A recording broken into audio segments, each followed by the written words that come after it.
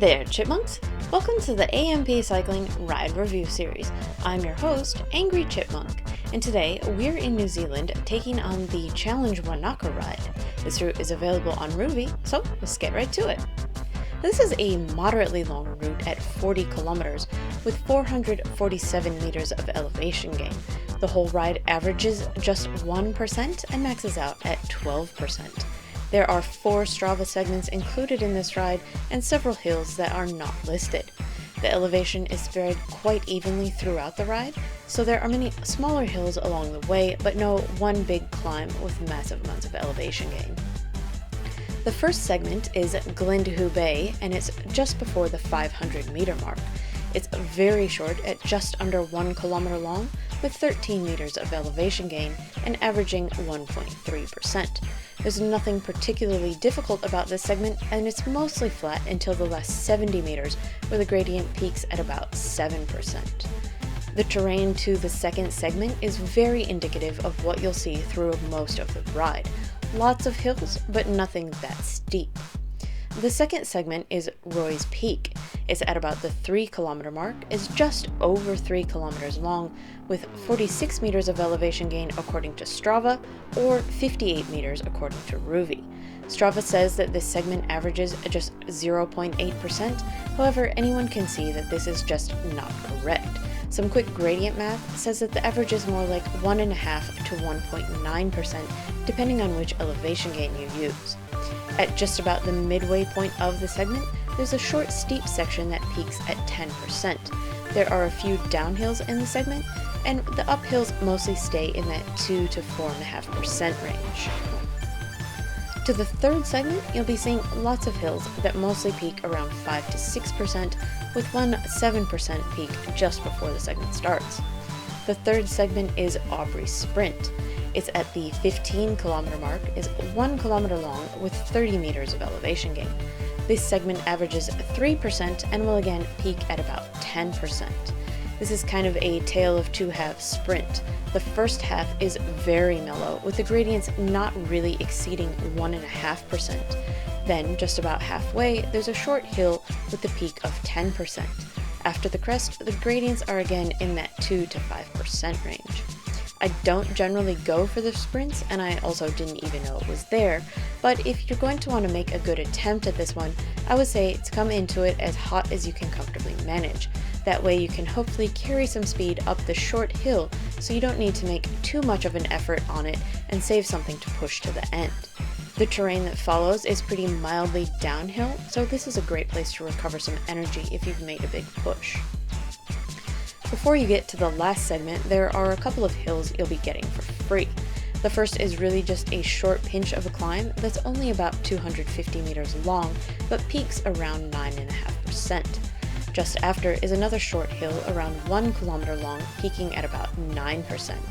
Neither are all that tough, but somehow they actually seem harder than the included segments in the route. Now, the final segment is Lake Hawea. It's at the 29 kilometer mark, is 4.95 kilometers long with an undetermined amount of elevation gain.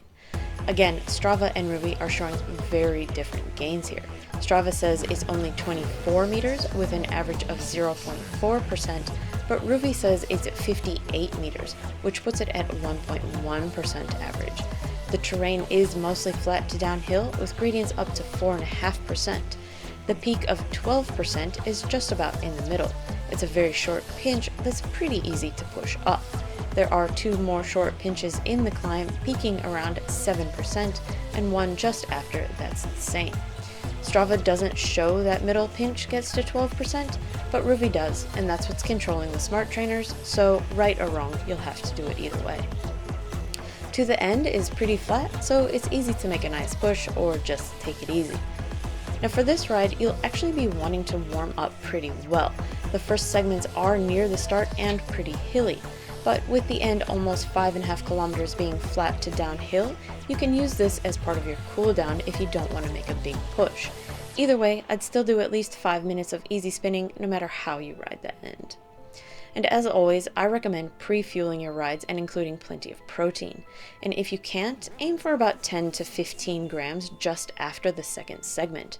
And whether you've pre-fueled or not, aim for another 10 grams or so around the midway point. This one is a pretty good one for pushing hard, so don't skip fueling if your effort is going to be pretty high. And be sure to have your fast-acting carbs on hand, such as gummies, mini chocolate bar, full sugar drink, etc. A post-ride protein would depend on how hard you've pushed it, but if you're taking it a bit easier, it's not as necessary. A magnesium is always beneficial, especially for a ride of this distance. The view on this ride is pretty great. There's big mountains surrounding you pretty much the entire time. There's plenty of fields or tree-lined roads to keep things interesting and beautiful, and the clouds have some epic streakiness at points as well. We are in New Zealand, so I expected to see plenty of cows and sheep along the way, but unfortunately they were not in abundance. So that's a bummer, but the rest of the scenery more than makes up for it. This ride took me just under 1.5 hours to complete on 100% difficulty emulation.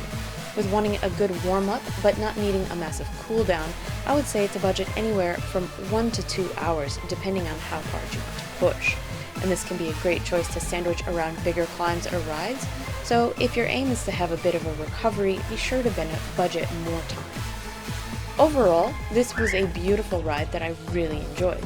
When riding it, I didn't know that there were any discrepancies between what I was seeing and what Strava would eventually show. For me at the time, this was a non-issue. Now that I can see there's a lot of confusing data, I would be irritated if I was trying to get a certain amount of elevation gain for my week.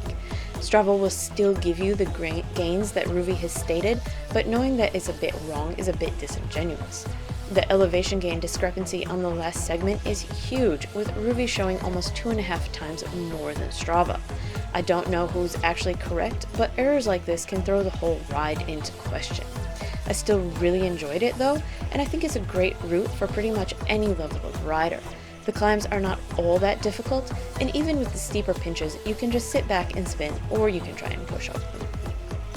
For this route, I would give a 5 out of 5. Like I said, I really enjoyed it, and I think it's a great filler route. For the climbs, 2 out of 5 for all. They're really not that difficult, and even if you're a bit newer, you can just sit back and spin them easily. For the view, 5 out of 5. This is a really great example of the New Zealand scenery with the big mountains all around, and it's beautiful. And overall, 5 out of 5 was my initial thoughts, but now knowing that it's a bit wrong, I feel like I should amend the rating to a 3 of 5. I still think it's well worth doing though, even with the inaccuracies. Well, that's it for this review, so thanks for watching, Chipmunks. Let me know what you think of the Challenge Wanaka route if you complete it, and let me know how it compares if you've done this one for real. Is Rouvy wrong on some of the climbs, or is Strava? I'll leave you to finish the rest of the ride, and I'll see you next week for another review. Until then, ride on, Chipmunks, ride on.